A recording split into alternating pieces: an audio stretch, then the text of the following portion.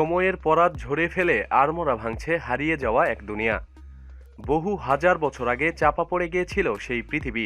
তার ওপর জমিয়েছিল বরফের স্তর। কিন্তু বরফ গলতেই ধীরে ধীরে দেখা মিলেছে এক অচেনা দুনিয়ার। সম্প্রতি বিজ্ঞানীদের মধ্যে সাড়া ফেলে সাইবেরিয়ায় জেগে উঠেছে এক মহাগহ্বর। স্থানীয় ইয়াকুতিয়ান জনগোষ্ঠীর বিশ্বাস, বাটাগাইকা নামের মহাগহ্বরটি হচ্ছে পাতালে প্রবেশ করার রাস্তা। প্রায় 1 কিলোমিটার চওড়া ও 280 ফুট গভীর এই গহ্বরটি প্রতি বছর 33 থেকে 90 ফুট বাড়ছে।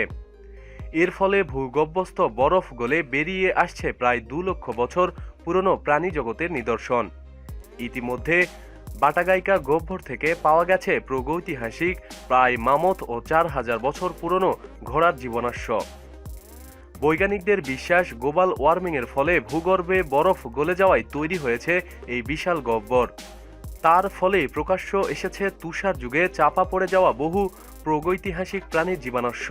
তারা আরও জানিয়েছে, শেষবার প্রায় 10,000 বছর আগে তুষার যুগের শেষে সাইবেরিয়াতে এরকম মহাগহ্বরের সৃষ্টি হয়েছিল।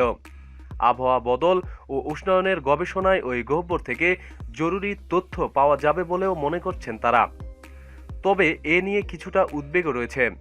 সম্প্রতি রুশ বিজ্ঞানীরা জানিয়েছেন যে এমন গহ্বর থেকে বহু বছর ধরে চাপা পড়ে থাকায় স্মল পক্সের জীবাণু বেরিয়ে আসতে পারে।